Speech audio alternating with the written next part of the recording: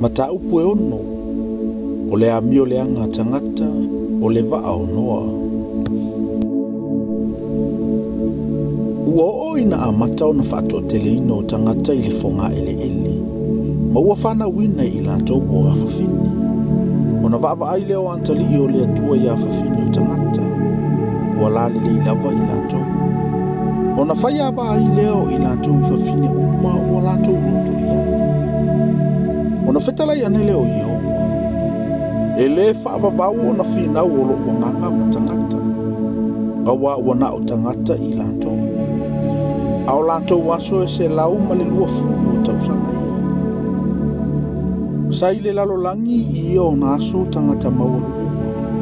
E whaapea fo i o na tua mai. Ina wo ane o antali o le tua i a whawhini o tangata. Ma ua whanana wai i ante i latou. O tangata malolosi ia ma le taua ana mua. O sila fia Yehova o le anga te le lava tangata i le lalolangi. O manatu uma ua mawhauwhau i fuai o lantou lotu. Wana ona le anga ia i asu malava.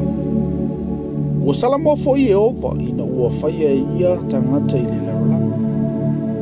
Ma ua tinga ilo na finangalo. O na whetala i ane leo Yehova. O te solo i se ina i le fonga ele tangata na o whaia. O tangata, ma manu vaifa, ma me whetolofi, a toa ma manu whelelei. A wawa usala mo ina ua o whaia i lato.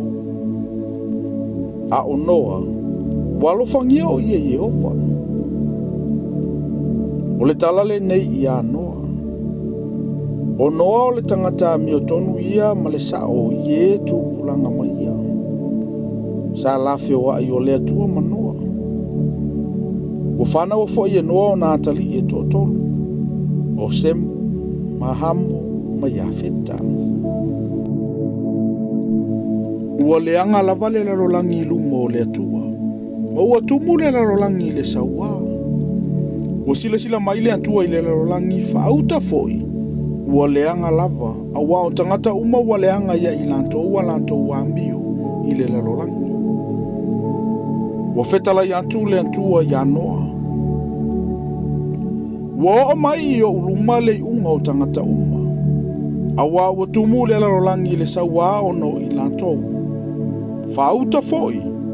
O a ulava. O te whaumatia i latou atoa ma le larolangi. Ia e whaia se vaa mo oe i le la au le kofa. E te whaia ni ana i le vaa. E te puluti ai foi le liu matua ipu. Ia whape foi ona e whaia. E tolu se lau o kupita o le umi lea o le vaa. E 5 ngafulo o kupita lo na lautele. E tolu ngafulo o kupita foi lo na mawalunga. E te whaia se whaamalama i le vaa. O le kupita foi e te whaumaina i luma. E te whaia foi se whaitotoa o le vaa ilo na itu. E te whaiani o na whonga vaa. O le au pito i lalo, malona lua, malona tolu. Whauta, o au foi, o te whao ina atu le lolo i lunga o le lau ele ele. E whao mati ai me ola umaua i aile mana vole ola, o i lalo o le langi. E whao mai le ola o mea uma i le langi. Ai au te whatu mawina la ufenga inga ma oe. E te ulu atu fo i le vaa. O oe, o wantali, malau a vaa. A toa ma vaa o wantali, whatasi ma oe. E te ave i le vaa mea ola, i ta ilua i mea uma. Ia whaola ina whatasi ma oe. Ia ile manu poa ma le manu whawhine. O manu whelele i ta itasi ma lo na winga. O manu vaifa e ta itasi ma lo na winga. O mea whetolofi uma o ele taitasi malo na winga. Ia tailua o na wantu i ante oe i mea uma, ia whaoreina. O oe foi e te ave ma oe ni mea e ai i mea uma e aina. E te whaputuina i ante oe. E whai foi ma mea e ai ma oe atoa ma i latou. Na whaia foi e noa e whapei o na poloa i antua i le atua i ante ia i mea uma. Sa whapea lava o na whai e ia.